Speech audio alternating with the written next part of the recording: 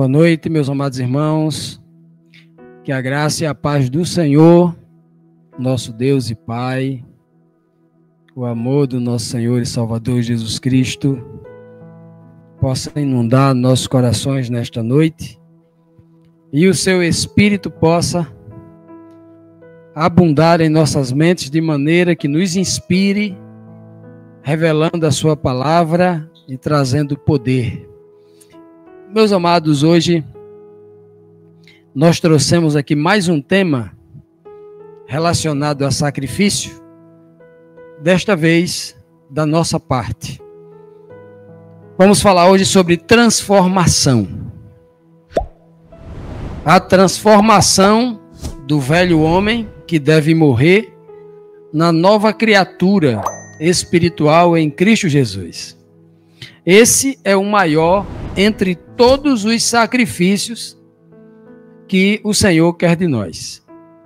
Ele passou por um sacrifício muito mais grandioso, claro, muito mais dolorido, muito mais desafiador, para que nós tivéssemos esse sacrifício também.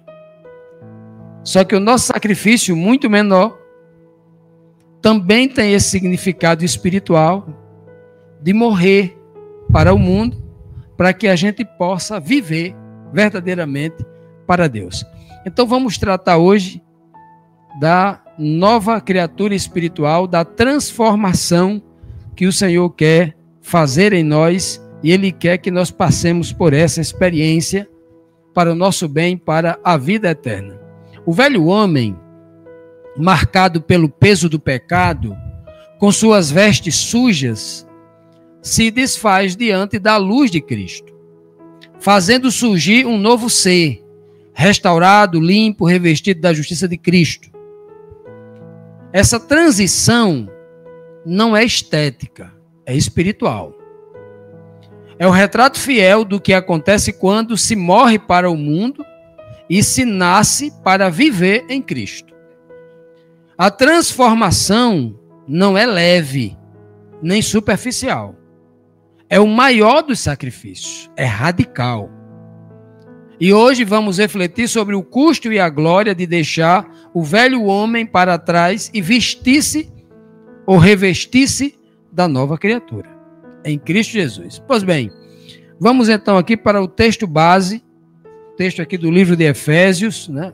Paulo consegue falar desse tema com maestria, né, inspirado pelo Espírito de Cristo. Ele diz assim, que quanto ao trato passado, vos despojei do velho homem, que se corrompe pelas concupiscências do engano, e vos renoveis no espírito da vossa mente, e vos revistais do novo homem, que segundo Deus é criado em verdadeira justiça e santidade.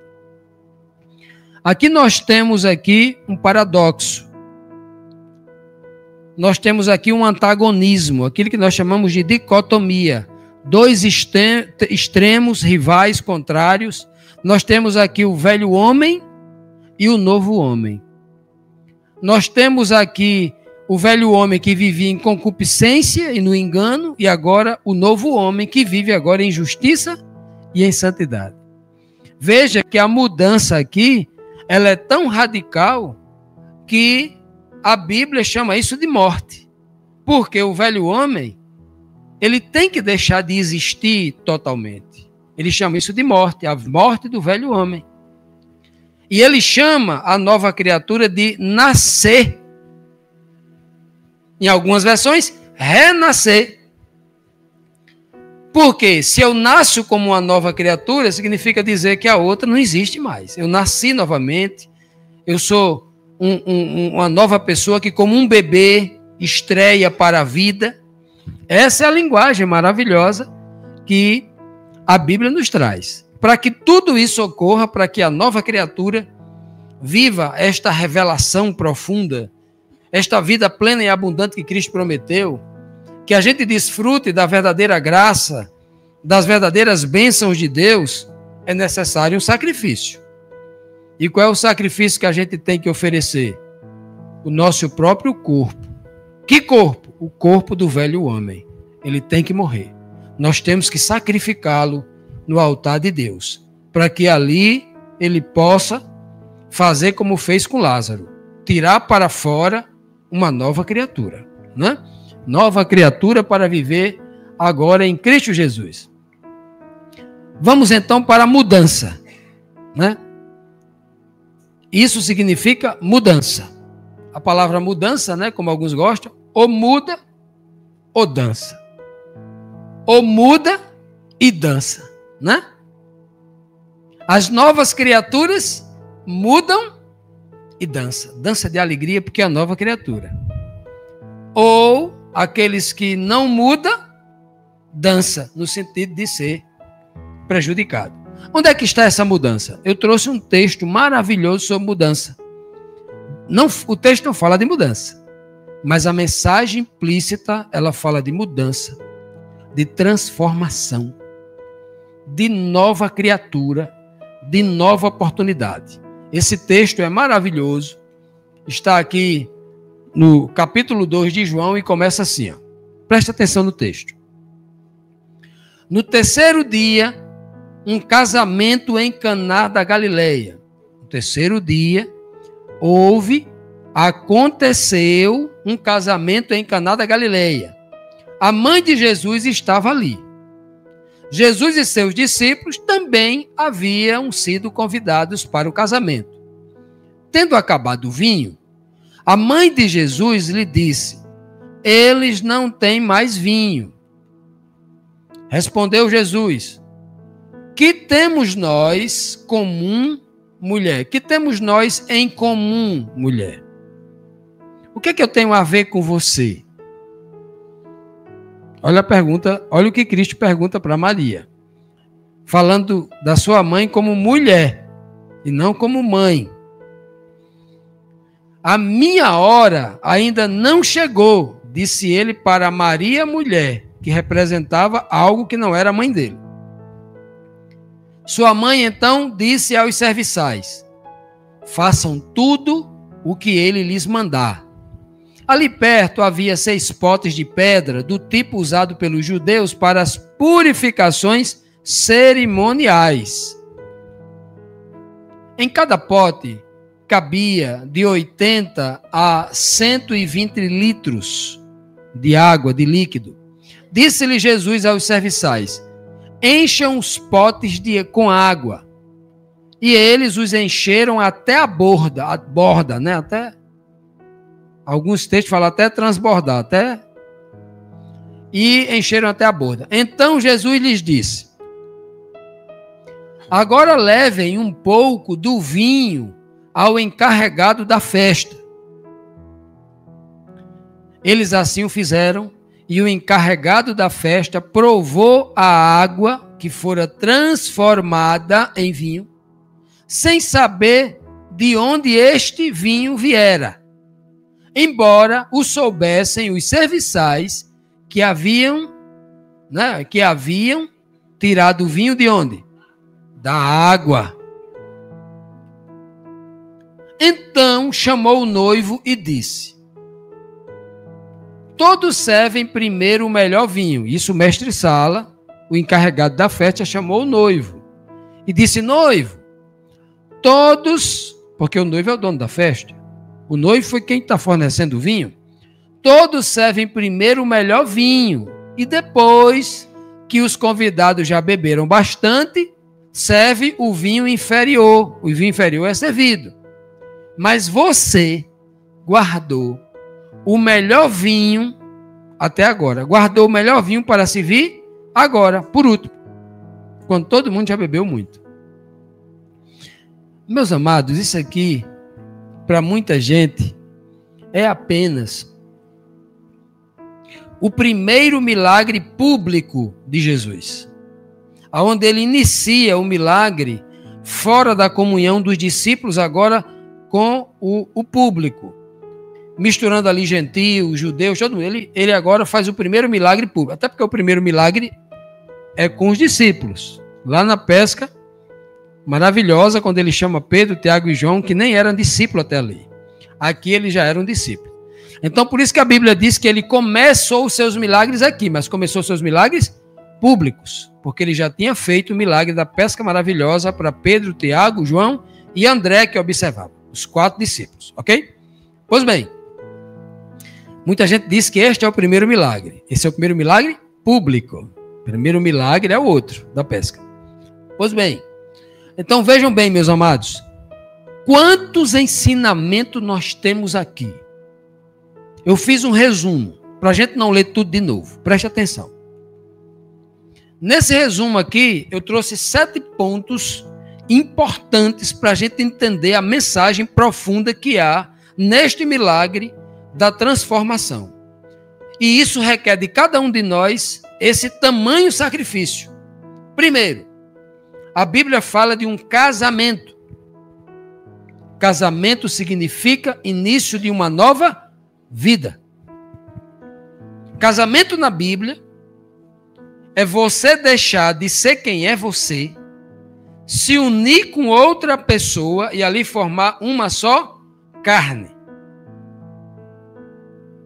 Casamento na Bíblia acontecerá quando Jesus Cristo voltar nas nuvens dos céus e se casar conosco, se unir conosco à igreja. Ali começa o namoro. O casamento acontece 1000 anos depois, quando a igreja desce ataviada como uma noiva para a lua de mel com Cristo na eternidade. Porque a eternidade inteira é uma lua de mel com Cristo. Olha que coisa maravilhosa. Então, quando se casa uma pessoa com outra, ela deixa de ser aquela pessoa. Agora ele é uma nova criatura, com novas responsabilidades, com uma nova mentalidade, tanto ele quanto ela. Então, a figura do casamento aqui já demonstra sacrifício, porque o homem solteiro acabou o quê? De morrer. Agora ele é um outro homem. Muitos casamentos nem dão certo, porque o sujeito que vai casar quer continuar com a cabeça solteira, a velha criatura no casamento. Não dá certo, meu amigo. É uma nova criatura. É uma nova pessoa. Olha, se eu me uno com a outra pessoa formando uma só carne, o DNA dela com o meu, o comportamento dela com o meu, a educação dela com a minha educação, quando isso se funde, outra pessoa. Eles passam a ser um só corpo. Casamento é uma nova vida. A vida de casado é uma nova vida. Então, casamento, acima de tudo, refere-se para cada um de nós um novo momento, uma nova vida. E um novo momento e uma nova criatura só pode ser encarados como uma nova criatura. Não tem como ser diferente. Casamento, Eva, significa mudança. Não é mudar só de casa. O homem deixará seu pai e sua mãe, se unirá à mulher e vão morar juntos. Não é só mudança de casa. É mudança de comportamento. É mudança de estilo de vida. É mudança de tudo. Mudança de mentalidade, sobretudo. E aí, o segundo ponto. Quando a mãe de Jesus, Maria, chega para ele e diz assim: eles não têm mais vinho. Preste atenção nesta frase. Esta frase ainda é mais forte sobre transformação do que a palavra casamento. É como se Maria tivesse sendo usada, e estava sendo usada pelo Espírito Santo ali, para trazer uma mensagem da história, do princípio da história. Vinho, nesse contexto aqui, o vinho que vem de Deus, nesse contexto aqui é o vinho da alegria, da felicidade, o vinho da vida. A palavra vinho vem de videira, videira, vida. É o líquido da vida. E sabe quando é que eles perdem a vida? Lá no jardim do Éden, quando Adão e Eva pecam. Ali naquele momento acabou o vinho, acabou a alegria, acabou a vida. Acabou-se ali. E quando Maria diz assim, eles não têm mais vinho. E aí, olha só, Jesus vai dizer para ela assim, o que é que eu tenho com isso? Não chegou a minha hora ainda. O vinho só será dado quando o meu sangue for derramado na cruz do Calvário. Aí depois ele será dado tipologicamente na nova aliança. Não chegou o tempo ainda, Maria. Maria, que tipificava a mulher lá de Gênesis 3,15. Olha que coisa profunda. Ele diz assim, ó, né? Eles não têm mais vinho, como Maria se dissesse. Eles acabaram a alegria, porque estão vivendo no pecado. Aí Jesus fala assim, o que é que eu tenho em comum com você, Maria? Olha que pergunta, Maria não vai responder. É a pergunta que ele faz comigo e você hoje, para reflexão. O que é que eu tenho com você? Se você for fiel a Cristo, vai dizer, nós temos o mesmo vinho, o mesmo Espírito. Mas se nós não temos, vamos dizer o quê? Nada. Ele diz, minha hora não chegou. Se não chegou a hora ainda, o que é que tem que fazer? Tudo o que ele mandar. Se a hora não chegou ainda, tem que fazer o quê? Tudo o que ele mandar. Antes do casamento chegar, as bodas do cordeiro, do vinho, da cerimônia, do grande banquete, eu não tomarei desse vinho com vocês até que eu venha, disse Cristo. Antes desse momento tem que fazer o quê? Fazer o que ele mandar. Esse é o processo de transformação. Para que eu receba o vinho, eles não têm mais vinho.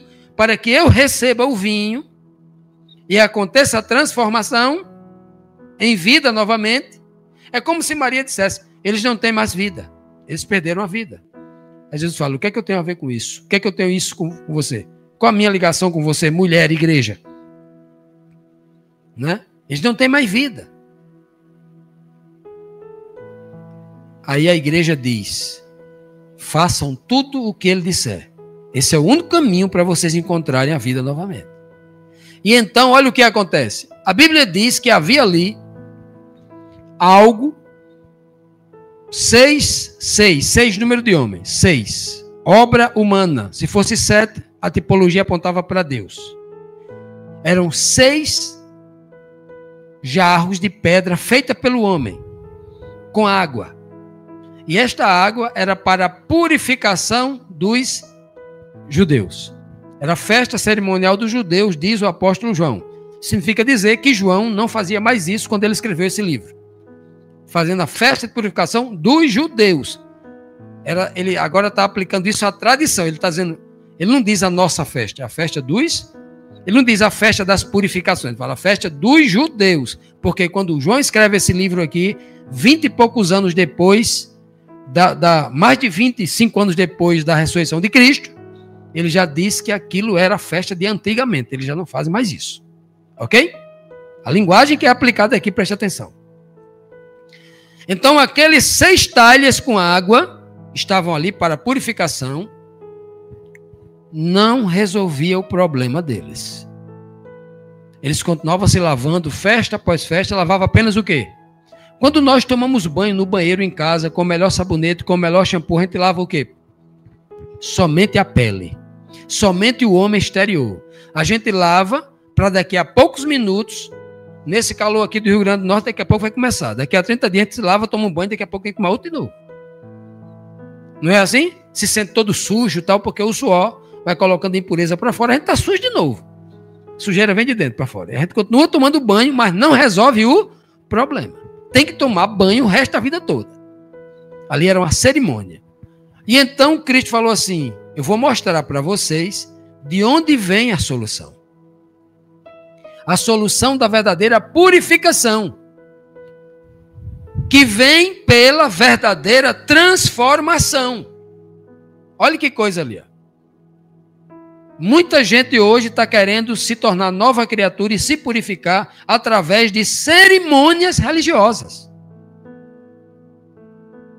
Quantas pessoas não têm ligado para mim e dito assim, irmão Fábio, faz tempo, eu tenho aqui uma igreja aqui, eu posso tomar a Santa Ceia lá, Eles não creem igual a gente, creem diferente. Eu posso tomar, inclusive, os elementos da ceia são diferentes, não seguem o respaldo bíblico. O pão é com fermento, o vinho é fermentado, né? Posso tomar? Eu recebo muitas perguntas como essa. Irmão Fábio, eu posso participar da Santa Ceia, do vinho e do pão? Se eu não sou casado, o pastor disse que eu não tenho uma certidão de casamento, eu não posso participar da ceia. O meu filho, que é menor, pode. Eu não sou batizado ainda, posso. É tanta pergunta, irmão Pedro, que eu recebo sobre isso. Se eu posso, se eu não posso. São cerimônias. São cerimônias. Tem tanta gente que é casado com papel passado, batizado na igreja, executa o ministério dentro da igreja, não falta um culto, toma a Santa Ceia e toma para a sua própria perdição. É cerimônia. Agora, quando esta cerimônia, para mim, tem um significado espiritual, baseado na fé, ele é transcendental. Porque aquela cerimônia, ela vai levar a minha mente grandes reflexões sobre o verdadeiro sacrifício de Cristo e sobre o meu verdadeiro sacrifício. Quando eu não tenho esse conhecimento, não passa de cerimônia vazia. Aqui está uma cerimônia vazia. Para eles, muito dele, o próprio Cristo vai dizer que eles eram como um copo, eles lavavam o copo exteriormente, mas dentro do copo estava sujo. Cristo falou isso. E então Cristo diz assim, encham, mas já estava ali os copos com água. Eles enchem os potes com a água que ele estava dando. Com a água que ele estava mandando. Encham o pote com a minha água, com a água que eu estou dizendo. Não que Jesus tenha levado galões de água nas costas, mas com a água que ele estava mandando. E água, irmão Pedro, nas escrituras a gente já sabe qual é a tipologia de água nas escrituras sagradas. Eu vou mostrar aqui. Água significa a palavra de Deus. Água pura, água suja é falsa doutrina. Mas a água límpida, a água pura, a água potável, purificada para o homem beber, que traz saúde, ela simboliza a palavra de Deus. Primeiro, para que o homem seja transformado, que ele é esse pote de pedra, o homem é um vaso, onde Deus quer colocar dentro dele o seu espírito, o seu azeite, o seu vinho, a sua água. Ele diz assim, encham primeiro o homem de água. Se nós não formos cheios da palavra de Deus primeiro, o primeiro passo é conhecer a palavra de Deus. É por isso que nós dedicamos muito tempo a ensinar a palavra de Deus. É por isso que a cada domingo aqui nós passamos 1 hora e 20, irmão Pedro, ensinando a palavra de Deus de forma exaustiva, porque temos que encher as pessoas com a palavra de Deus. Porque se elas não tiverem cheias da palavra da verdade, sem mistura, uma massa sem fermento, se elas não tiverem cheias, elas não podem partir para o segundo momento.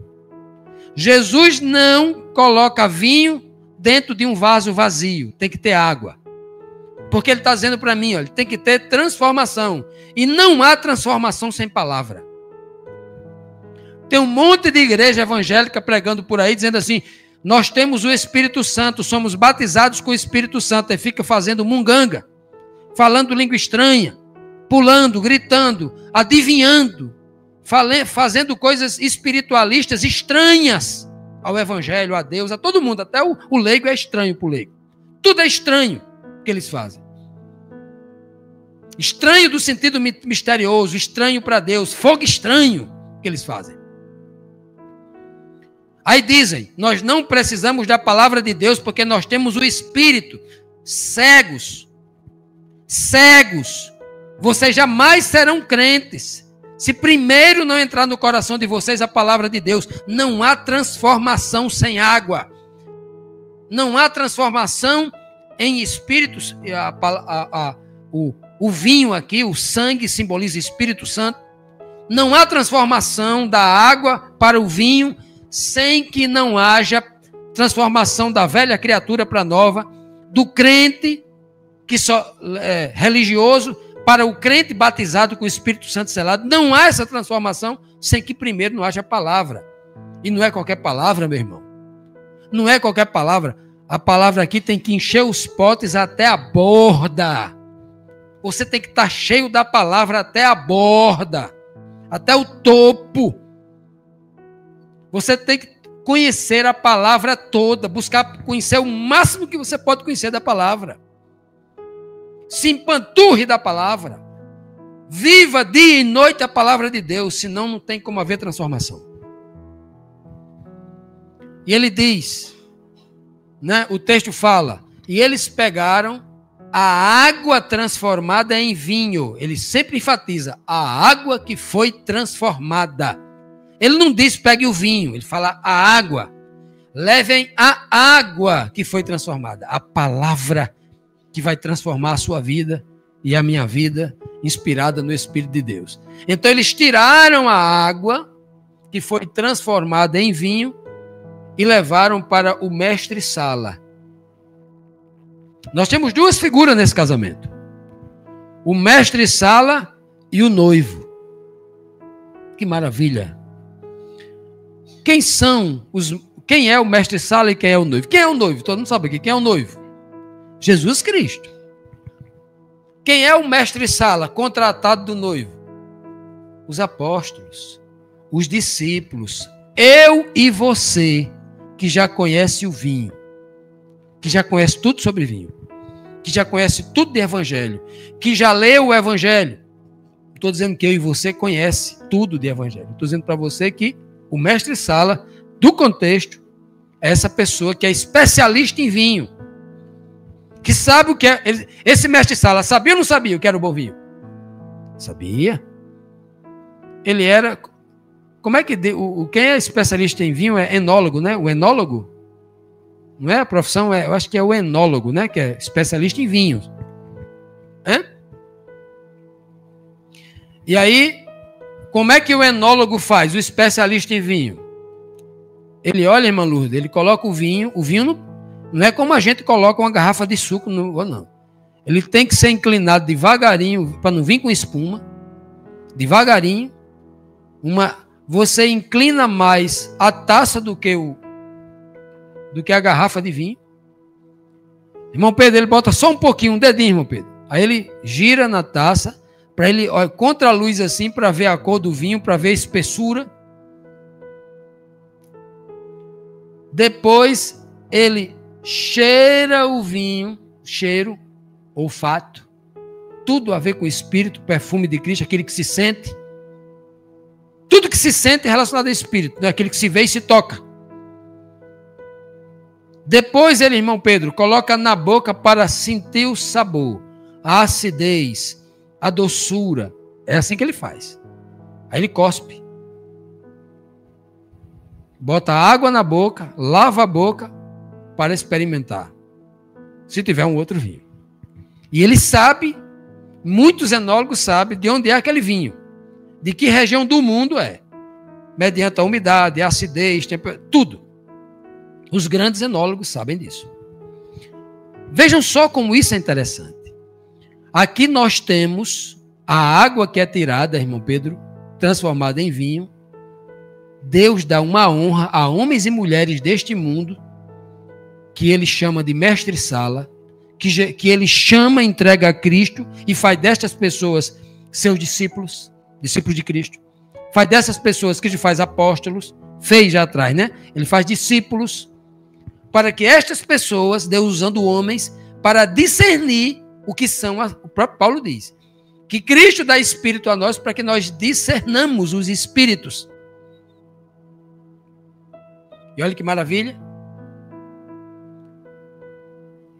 Depois o mestre-sala, que não decide nada sozinho, ele apresenta aquele vinho que foi transformado a quem? Ao noivo. Para o noivo aprovar ou desaprovar. Mas ele já leva dizendo, o Senhor vai aprovar porque é gostoso demais. Isso é maravilhoso. Tem algo mais gostoso em nossa vida do que o refrigério do Espírito Santo em nossa mente? Tem algo mais gostoso? A revelação que nós recebemos do Espírito, o refrigério em nossa mente, tem coisa mais poderosa e mais gostosa?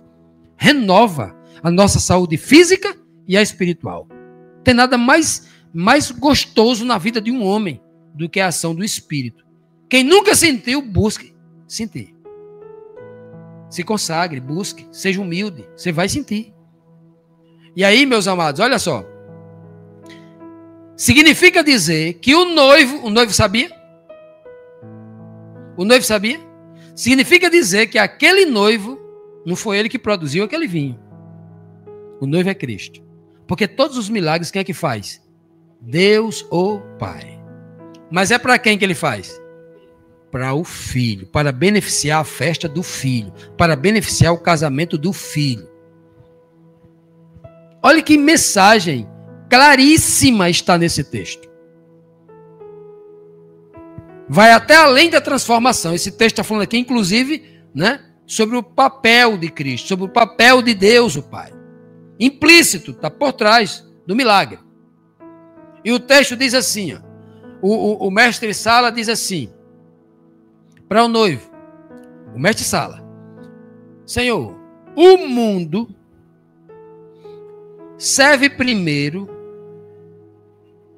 o vinho bom. Quando o sujeito já está embriagado, a língua já está dormente, já está completamente sem noção, se você der um suco de uva, se você der um kisuke de tangue, né, Eva? Tem isso ainda? Tem, né?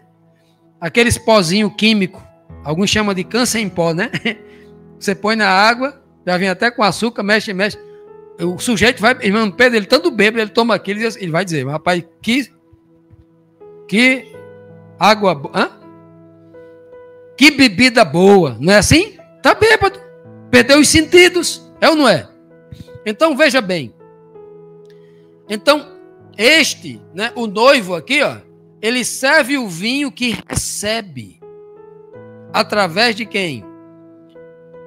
Ele não recebe para a festa dele? Quem foi que fez o milagre? Deus. A Bíblia, o próprio Cristo não diz que é Deus, João 14:10.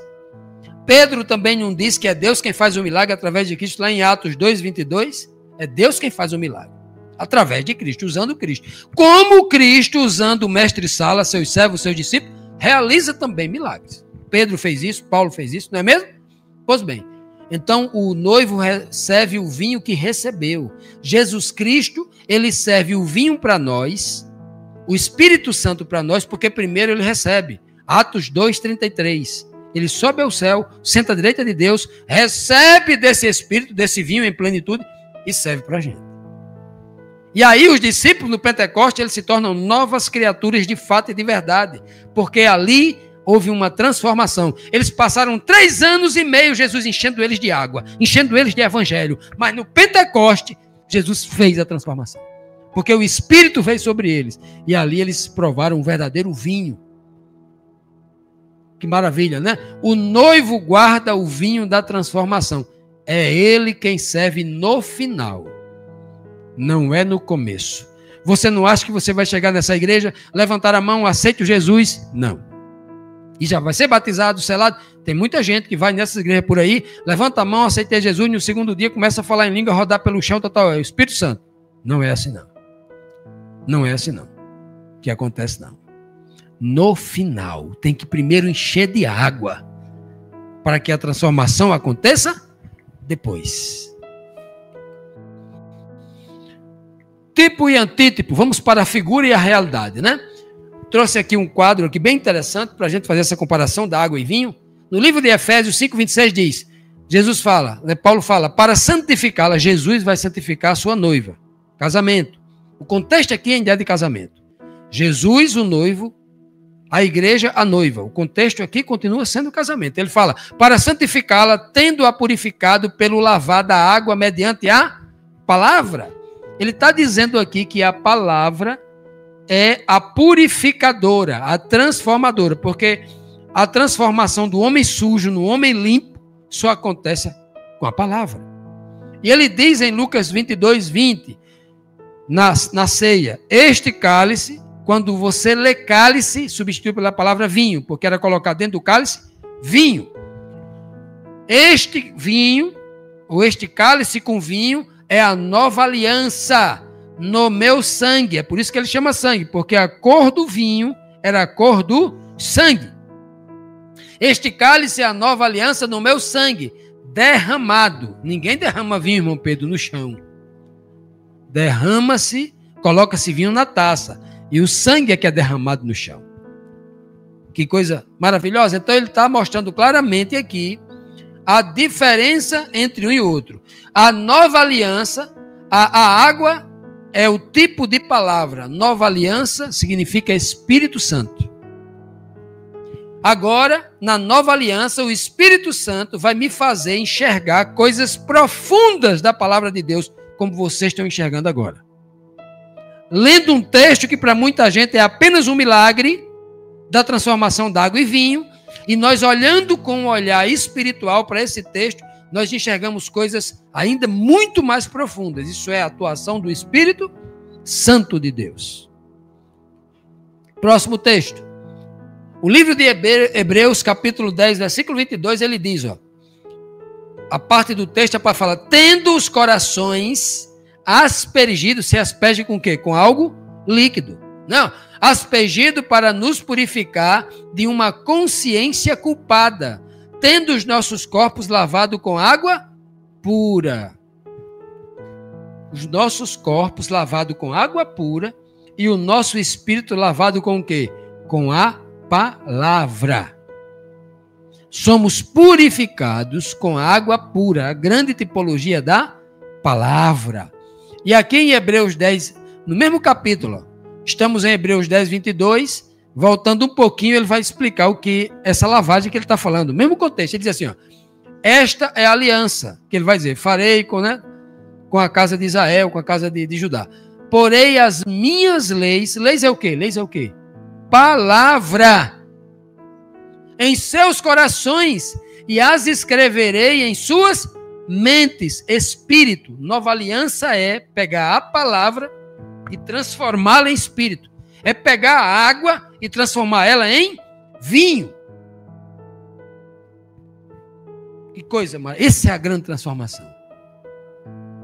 Essa é a grande necessidade que todos nós temos. Jesus precisa, assim como fez lá em Caná da Galileia, fazer com cada um de nós, transformar-nos de água em vinho. Água e espírito, né? Ou seja, vinho, novo, água, palavra, espírito, vinho, novo e renovo. Vamos ver então esse texto aqui maravilhoso de João 3, versículo 3 a 5. Olha o que ele falando com Nicodemos. Logo depois que Nicodemos soube da transformação da água e vinho que aconteceu no capítulo 2. Aqui é o capítulo 3. Nicodemos ficou impactado, porque a notícia saiu por toda a Caná da Galileia, toda a Cafarnaum, toda a região da Galileia ali. E Nicodemos, que comandava aquela região como um erudito, um professor, um mestre de Jerusalém na região, soube disso aí. Ele soube do milagre lá em Caná da Galileia. E ele procura Jesus. E Jesus não foge do assunto do que aconteceu lá em Caná, do contexto. Ele vai dizer. Em resposta, Jesus declarou a Nicodemos: digo-lhe a verdade. Nicodemos, eu só estou falando a verdade para você. A minha água é sempre pura, Nicodemos. Eu não sirvo água suja. Minha água é purificada, Nicodemos. Ninguém pode ver o reino de Deus se não nascer de novo. Nicodemos, ninguém pode ver o reino de Deus se ele não sair da água para o vinho. Ele diz assim, respondeu-lhe então Jesus a Nicodemos. No verso 4, Nicodemos, como é que eu posso nascer e voltar para o ventre da minha mãe? Aí Cristo responde no verso 4, verso 5. Respondeu Jesus. De novo ele fala, digo-lhe a verdade.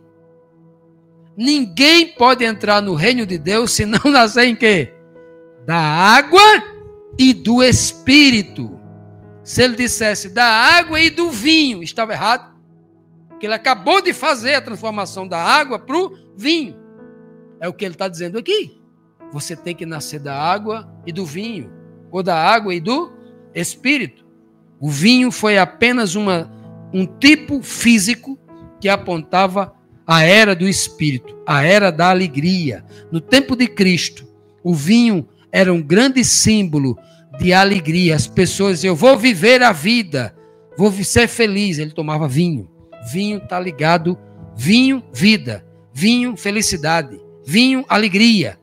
E a Bíblia diz que o Espírito é quem vivifica. A vida está no Espírito, não está na carne. Olha que maravilha. Continuando, meus amados irmãos, o texto aqui de João 15:3, Jesus fala assim, ó, vós já estáis limpos. Pelo quê? Pela água?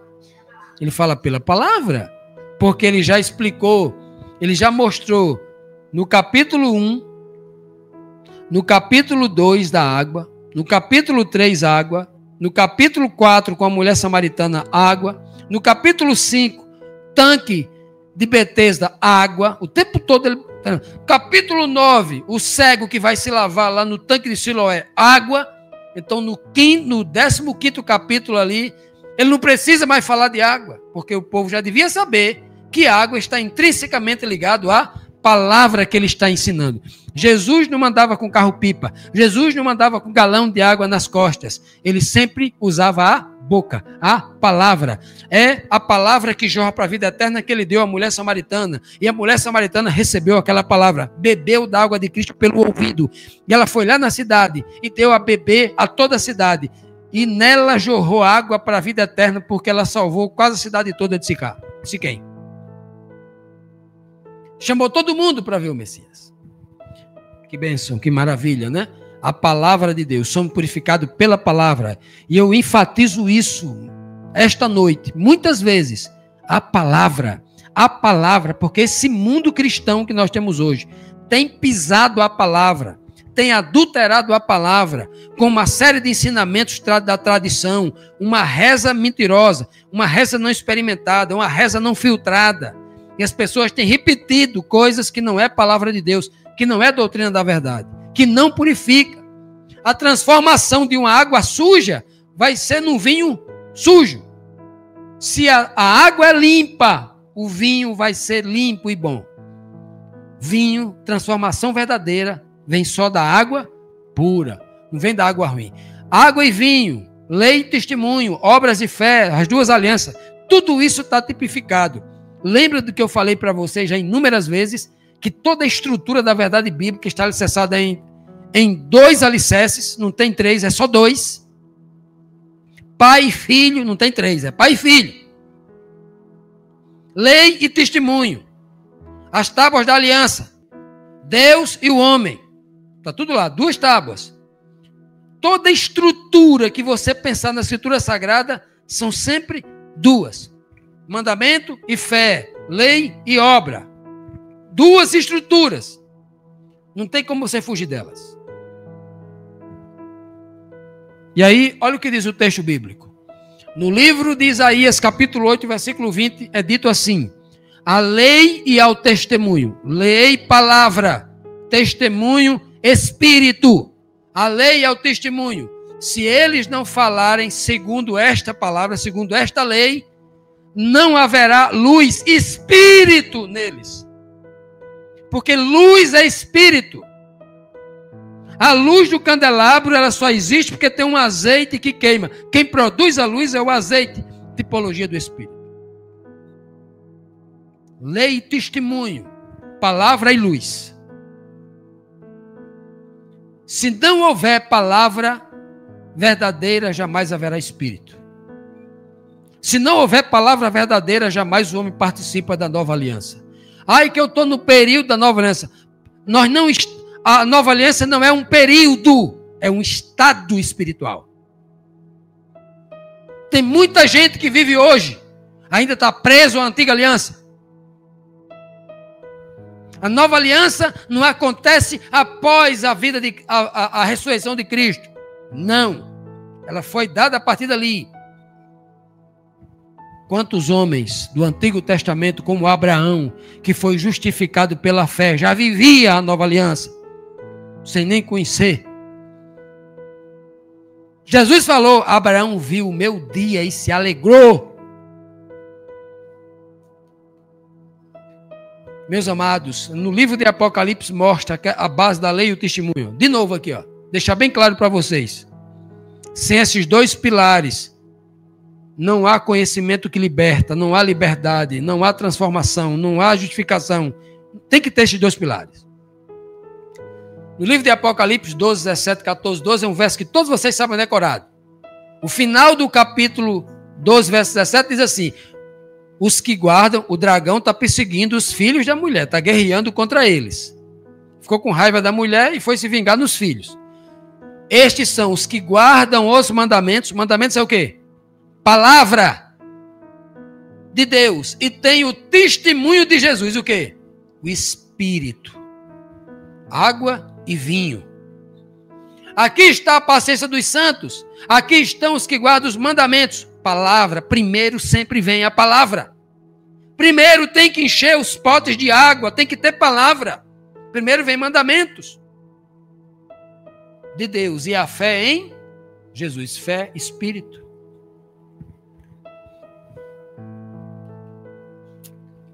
O vinho da nova aliança, o Espírito. Vamos para ele, né? Vinho da nova aliança. Olha o que diz. Olha que pensamento interessante aqui. Olha o que Cristo. Olha que aula Cristo vai dar falando agora religiosos. Tem muito religioso que ainda vive na antiga aliança e tem religioso que não vive em aliança nenhuma, está fora da aliança. Olha o texto. Tem religioso que fala assim: eu estou na nova aliança. Ele não está em aliança nenhuma. A turma da graça barata, desse evangelho fraco aí que pode tudo, que não tem a base, a letra, a lei, a palavra, nem está em aliança nenhuma. Não sabe nem o que é aliança. A única aliança que ele sabe é aquela que ele usa no dedo e compra lá na loja de joia. Mateus 9,17 diz assim, ó. Cristo fala assim, ó. Não se põe, nem se põe vinho novo, vinho. Já estamos falando aqui do Espírito. Por que ele não transforma água em vinho em todo mundo? Porque ele vai explicar agora por quê. Nem todo mundo pode passar pela transformação da água para o vinho. Nem todo mundo se transforma do velho homem em nova criatura. Por quê? Ele vai explicar aqui, ó. Não se pode colocar vinho novo, evangelho, uma nova vida, vinho novo, nova vida no Espírito, em vasilhas de couro velha. Outras versões falam odres. O que é um odre? No interior, quando era menino, eu via odre. Odre é uns pedaços de couro de vaca costurado. E aí você colocava água dentro. Ali virava um cantil. Não vazava em lugar nenhum. Ali é um odre. Se coloca vinho dentro do odre. Quando ele fala vasilhas de couro, porque ele está falando de vasos de couro. Quem é o vaso de couro? A gente é feito de que isso aqui? Hoje nós chamamos de pele. Antigamente é couro, né? Não é assim?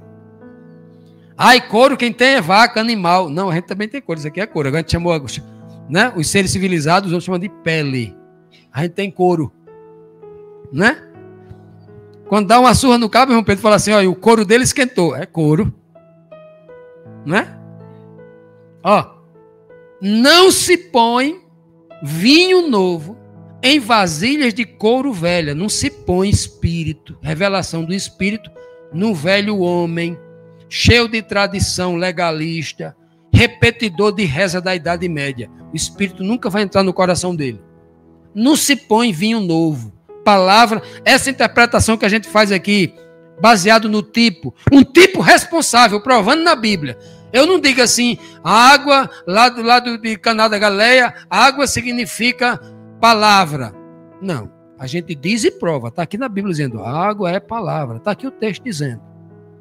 Ninguém faz, aqui ninguém irresponsável de estar interpretando a Bíblia, segundo eu acho, não. A gente interpreta a Bíblia com as tipologias com base na própria Bíblia e com muitos argumentos, não é um isolado. Deixa bem claro isso. Se o fizer, colocar vinho novo em odre velho, o que vai acontecer?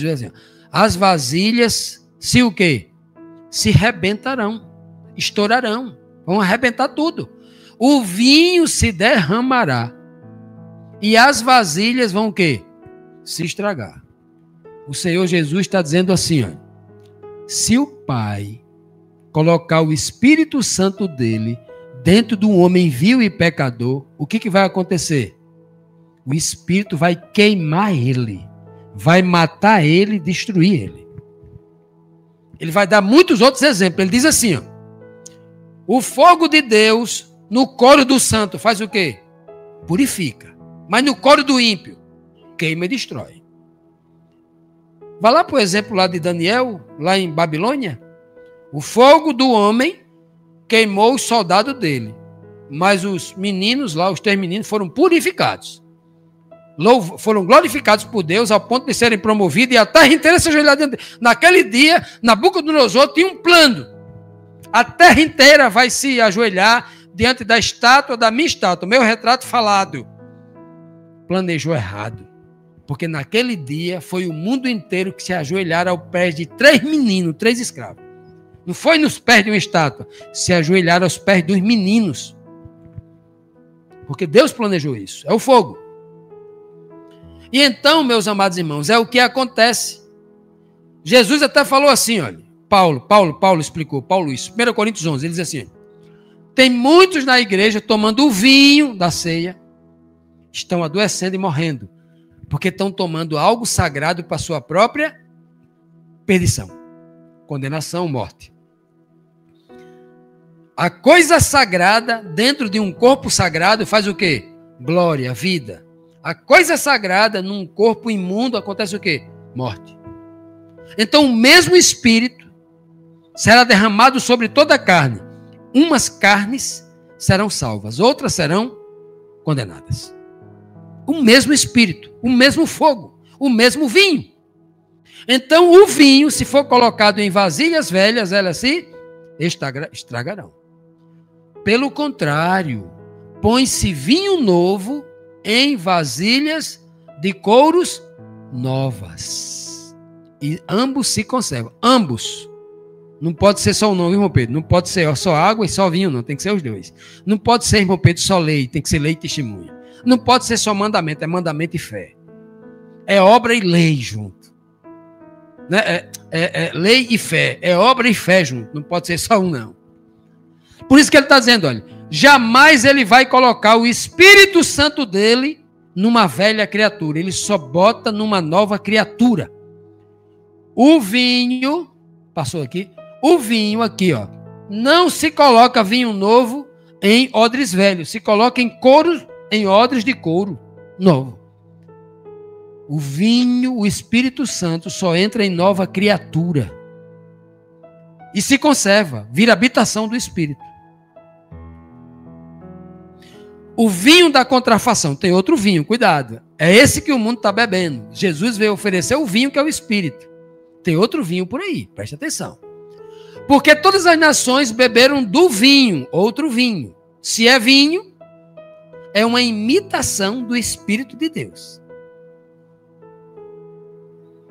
Esse vinho faz com que as pessoas chorem nas igrejas, se ajoelhem dentro de imagens. Esse vinho faz com que as pessoas adorem homens, que as pessoas sejam devotas, façam promessa para homens, amem, beijam os pés dos homens, faz tudo isso. Vinho. É um vinho que ele foi transformado de uma água suja, de uma palavra adulterada, de uma doutrina cega, de uma doutrina completamente equivocada. Porque todas as nações beberam do vinho da ira. Não é o vinho da nova vida, é da ira, da sua fornicação. Os reis da terra se fornicaram com ela, uma mulher prostituta, uma igreja prostituta.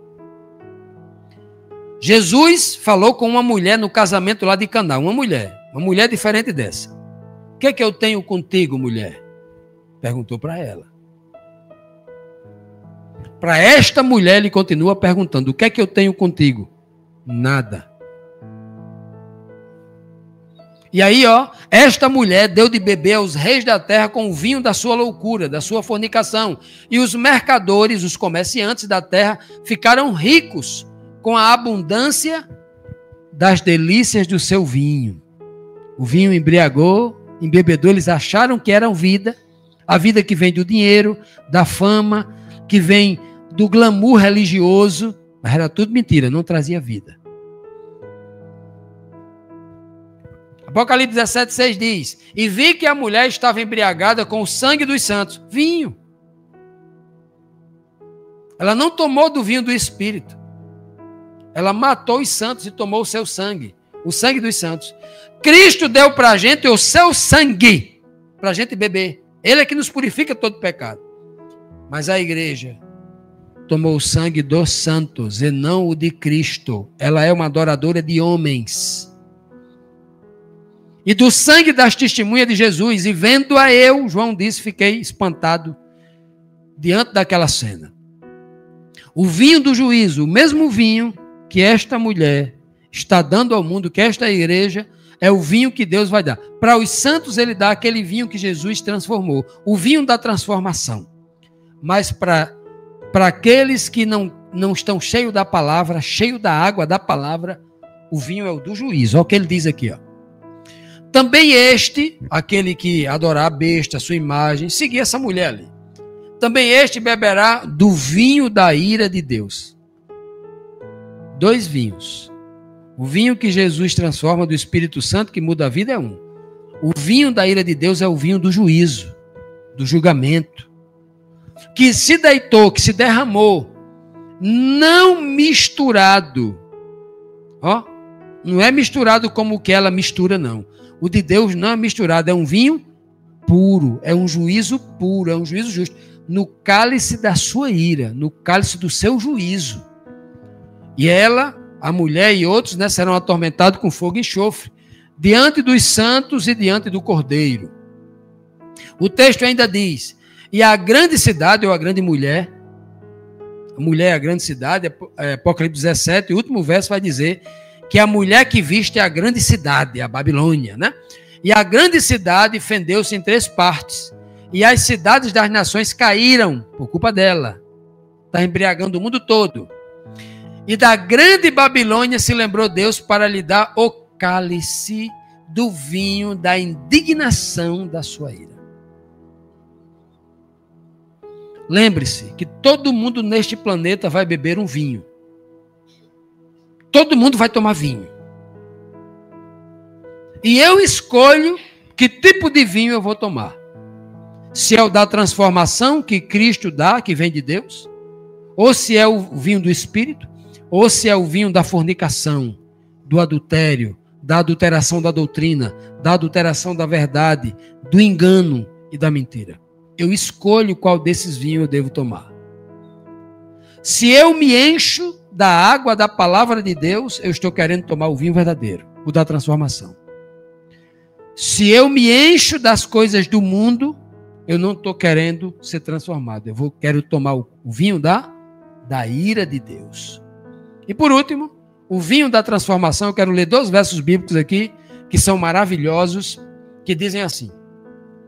Assim que, se alguém está em Cristo, é o quê?